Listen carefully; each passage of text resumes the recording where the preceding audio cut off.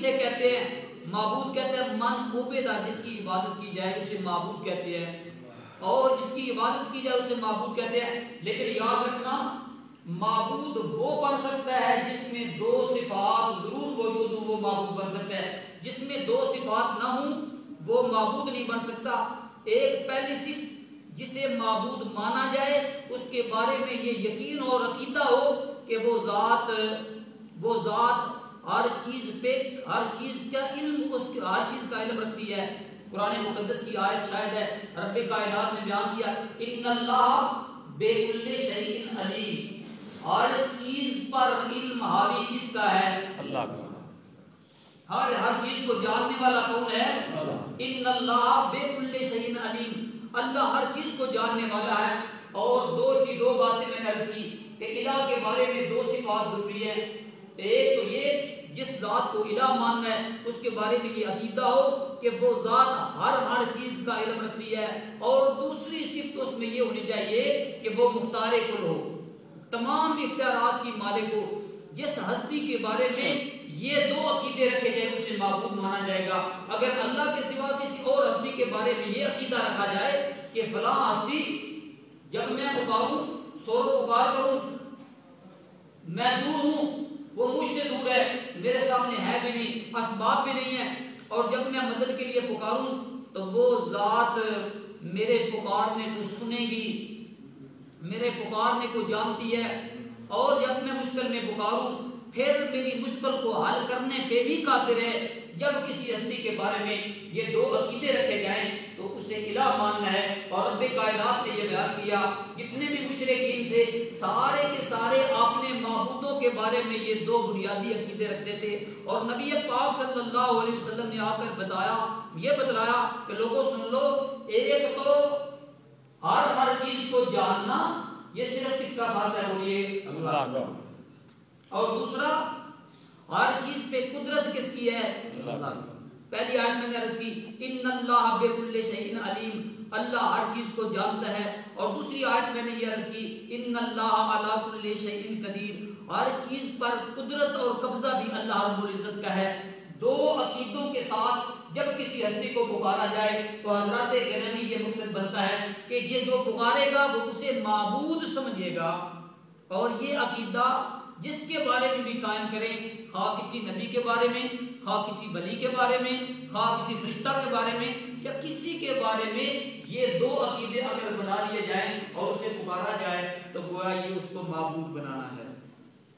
میری بات سمجھ آ رہی ہے؟ دو عقیدے۔ اور جن لوگوں نے بھی دنیا میں یہ دو عقیدے رکھ کے پکارا کسی کو، تو یوں سمجھیے گا کہ ان لوگوں نے ان ہستیوں کو معبود سمجھا۔ اور ان دو مسئلوں کو اللہ نے قرآن مقدس میں بڑی وضاحت و صراحت، اور حضور علیہ السلام نے بھی بڑی وضاحت و صراحت سے بیان کیا۔ پھر عرض کروں گا معبود کی دو صفات ضروری ہیں، معبود میں دو صفات ہونی ضروری ہیں۔ ایک جس ذات کے بارے میں یہ عقیدہ ہو کہ وہ ذات میرے حال کو دیکھ رہی ہے اور جو مجھے تکلیف آئے اسے دور کرنے پہ قادر ہے، گویا اس ذات کو معبود جاننا اور ماننا ہے۔ رب کائنات نے بیان کیا عالم الغیب والشہادہ، میں اللہ غیب کا بھی جاننے والا ہوں اور ظاہر کا بھی جاننے والا ہوں۔ اور غیب کی تعریف سن لیجیے گا، مفردات القرآن میں امام راغب اصفہانی رحمہ اللہ نے لکھا، وہ غیب کی تعریف کرتے ہیں، غیب وہ ہے جو انسان کے حواس خمسہ اور اس کے علم کے بغیر جو چیز حاصل ہو جائے اسے کیا کہتے ہیں؟ غیب۔ اور فرماتے ہیں یہ مخلوق کے لحاظ سے ہے، ورنہ باری تعالیٰ سے تو کوئی چیز غیب ہے ہی نہیں۔ انسان کے علم اور اس کے حواس کے بغیر کوئی چیز حاصل ہو جائے اسے کیا کہتے ہیں؟ غیب۔ یہ قرآن مقدس کا نبی پاک صلی اللہ علیہ وسلم کو حاصل ہونا یہ کس کے ذریعے سے ہے؟ بولیے گا جبرائیل کے آنے کی وجہ سے، بذریعہ وحی سے، تو لہذا اس سے نبی علیہ السلام کا عالم الغیب ہونا بھی ثابت نہیں ہوتا۔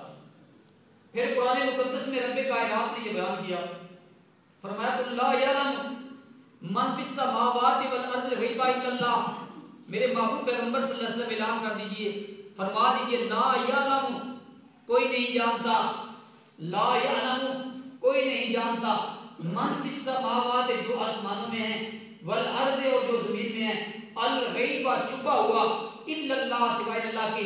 معنی یہ بنے گا، رب کائنات نے یہ بتلایا، لوگوں سن لو، لا یعلم من فی السماوات نہیں جانتا آسمانوں میں کوئی فرشتہ، والارض اور زمین میں جنوں اور انسانوں میں کوئی مخلوق، کس چیز کو؟ الغیبہ چھپی ہوئی چیزوں کو، الا اللہ سوائے اللہ کی اور کوئی نہیں جانتا۔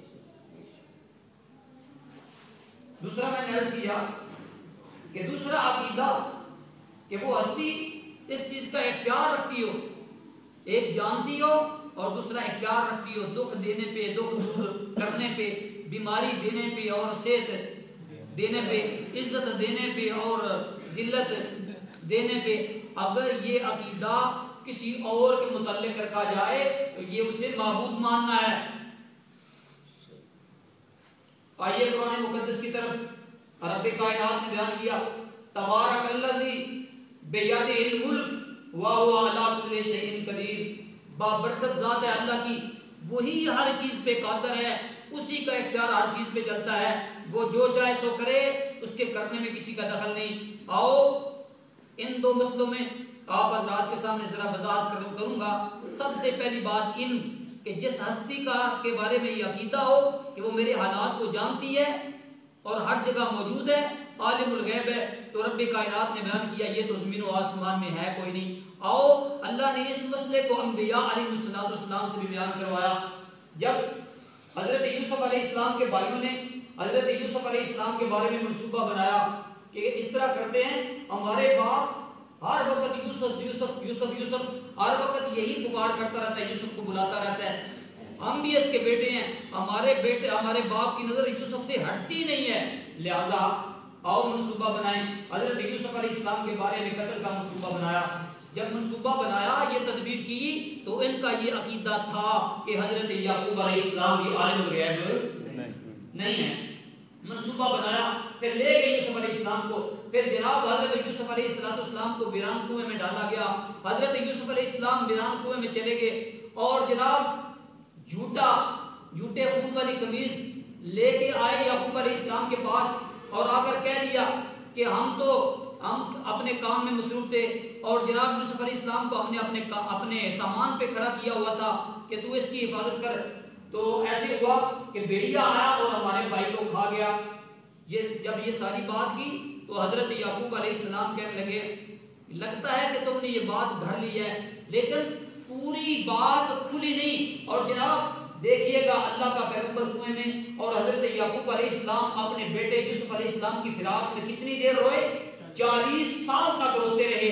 اگر اللہ کا محبوب پیغمبر حضرت یعقوب علیہ السلام عالم الغیب ہوتے، تھوڑا فاصلہ تھا، اپنے بیٹے کو کنویں سے نکال لیتے۔ رب کائنات نے یہ مسئلہ بتلایا کہ میرا پیغمبر یعقوب علیہ السلام بھی عالم الغیب نہیں، میں اللہ نے رتبہ دیا، درجہ دیا، شان دی، رفعت دی، عالم الغیب میں ہوں، میرے سوا اور کوئی عالم الغیب نہیں۔ ذرا آگے چلیے گا، حضرت ابراہیم علیہ السلام کو دیکھیے۔ ابراہیم علیہ السلام آپ کا بیٹا حضرت اسماعیل علیہ السلام جب آپ کے ساتھ چلنے لگے، اللہ کا قرآن کہتا ہے فلما بالغا معه السعی، جب آپ کا بیٹا آپ کے ساتھ چلنے لگا تو فرمانے لگے قال یا بنی انی ارا فی المنام انی اذبحک فانظر ماذا ترى، اے میرے بیٹے میں نے خواب میں دیکھا تجھے ذبح کر رہا ہوں، بتا تیری کیا رائے ہے؟ بیٹا کہنے لگا قال یا ابت افعل ما تؤمر ستجدنی ان شاء اللہ من الصابرین، اے ابا جان وہ کام کر گزرو جس کا اللہ نے تمہیں حکم دیا، اگر اللہ نے چاہا مجھے صبر کرنے والا پاؤ گے۔ حضرات گرامی، اگر اللہ کے محبوب پیغمبر کو یہ علم ہوتا کہ میں اسماعیل علیہ السلام کو لٹاؤں گا اور اوپر چھری رکھوں گا اور میرا بیٹا ذبح نہیں ہوگا تو یہ امتحان نہیں بنتا۔